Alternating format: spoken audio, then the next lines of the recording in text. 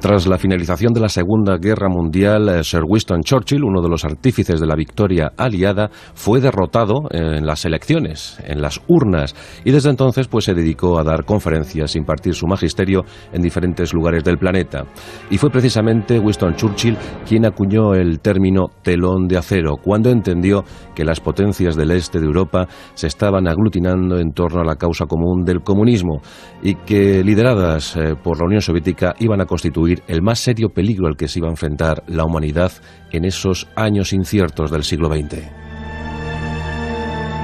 ¿Acaso el punto álgido para la confrontación llamada Guerra Fría se dio el 14 de octubre de 1962?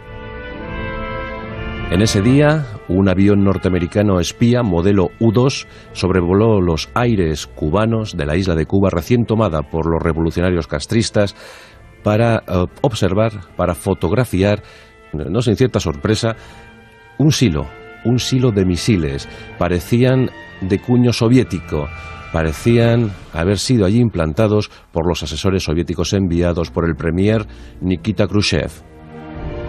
Un día más tarde, el 15 de octubre de 1962, los temores fundadísimos de los norteamericanos se concretaron al ver las imágenes. Aquel avión U-2 había fotografiado misiles de medio alcance SS-4, terribles cohetes capaces de portar 3 megatoneladas de material atómico.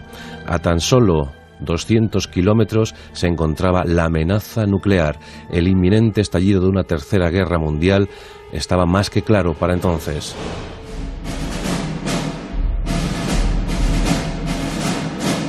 Uno de los versus más siniestros y afamados de toda la crónica humana, el que protagonizaron dos líderes sometidos a una presión terrible durante 13 días de máxima tensión.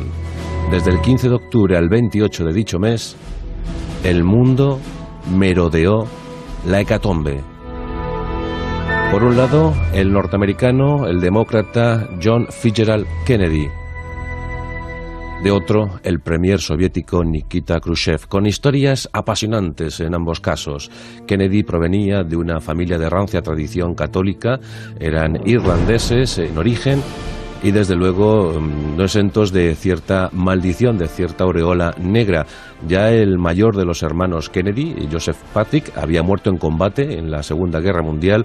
John Fitzgerald Kennedy estuvo a punto de hacerlo a bordo de la famosa patrullera y Bobby sería asesinado igual que John en esa década de los 60, la maldición de los Kennedy. Pero sin embargo, en esos días de zozobra, John Fitzgerald Kennedy estuvo a la altura y se consagró como gran líder mundial. Desde entonces, su imagen, su figura, su nombre pasaría a la historia, pero siempre enfrentado en aquellos tiempos con Nikita Khrushchev, no solo por la crisis de los misiles cubanos, sino también por las actuaciones norteamericanas, las incipientes actuaciones norteamericanas en Vietnam.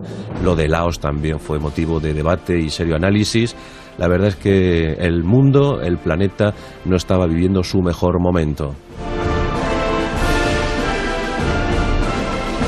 Nikita Khrushchev provenía de la más ortodoxa tradición comunista, un hombre de origen humildísimo que había trabajado en las minas de Ucrania en 1909, con una escasa edad de 15 años, pero que después, en 1918, se había sumado al movimiento bolchevique y había ido extendiendo posiciones en el Politburó comunista hasta que finalmente obtuvo el poder tras el fallecimiento del dictador Stalin. Dicen que los soviéticos siempre respetan la fuerza y en ese sentido cabe comentar que las entrevistas de Khrushchev con Eisenhower, con el presidente norteamericano, fueron siempre de alta tensión, pero también de máximo respeto. No pasó lo mismo cuando Kennedy llegó al poder en 1960. Famoso es el zapatazo que pegó Nikita Khrushchev en la Asamblea General de las Naciones Unidas. Se estaba discutiendo el asunto de la descolonización africana y en ese momento Khrushchev, muy airado por ciertas cosas que se estaban comentando, se quitó el zapato y dando con él en la mesa dijo: «Os arrasaremos».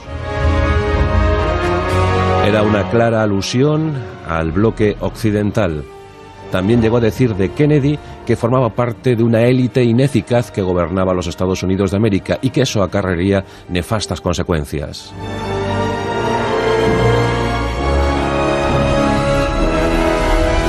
los castristas llegaron al poder en Cuba en 1959, todo el mundo se temió lo peor. Y en efecto, así fue, y pronto solicitaron la ayuda de los soviéticos. El 14 de octubre de 1962, ese avión U-2 lo único que hizo fue ratificar las sospechas norteamericanas. Esos misiles SS-4 suponían una seria amenaza y además no eran pocos los que se estaban instalando en la isla. Dicen que en torno a los 32-40 misiles se estaban situando en lugares estratégicos de la isla cubana para apuntar directamente hacia los Estados Unidos de América. Todas las ciudades, pues estos misiles tenían en principio un alcance de unos 1.600 kilómetros, más tarde mejoraron hasta los 2.000. Por tanto, se comentaba que la única ciudad que quedaba al margen de los ataques, de los supuestos ataques atómicos que se podrían producir, era Seattle.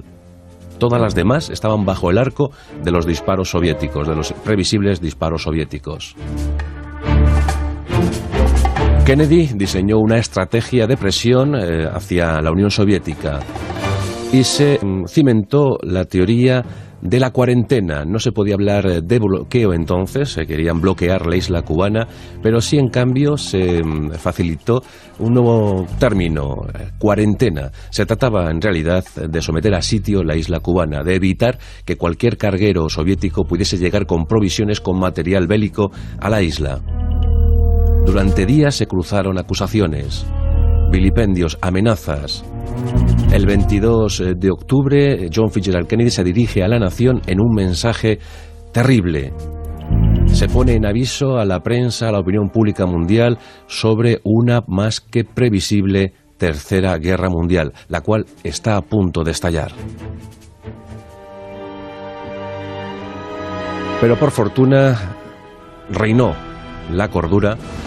Y el único incidente grave que se dio en esos días, en esos 13 días de tensión, fue el derribo de, precisamente también, un avión norteamericano espía, modelo U-2, sobrevolaba los cielos de Siberia y los soviéticos lo interceptaron.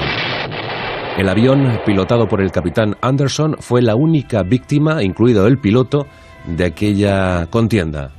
Murió el piloto, fue derribado el avión. Pero a las pocas horas se rubricaba un acuerdo por el que los soviéticos se comprometían, ellos también eran conscientes de la amenaza, se comprometían a desmantelar los misiles de Cuba y a cambio de esto Norteamérica se comprometía a no invadir la isla después del desastre que había sufrido tras lo de Bahía de Cochinos. Pues los norteamericanos no solo se comprometían a no invadir Cuba, sino también a desmantelar sus misiles Júpiter que tenían desplegados por la frontera turca. En realidad estos misiles prácticamente ya eran inservibles, estaban muy obsoletos y no hubo ningún problema en aceptar ese desmantelamiento. Por tanto, aquel episodio trágico que estuvo a punto de acabar no solo con estos dos países, sino con todo el orbe, con todo el globo terráqueo, pues finalizó al cabo de 13 días, el 28 de octubre de 1962. Desde entonces las relaciones se apaciguaron. Se estableció línea directa entre el premier soviético y el presidente norteamericano, el famoso teléfono rojo. Y hay quien dice que Nikita Khrushchev puso mucho de su parte para dar ese primer paso hacia lo que luego conocimos como glasnost, transparencia y perestroika, apertura.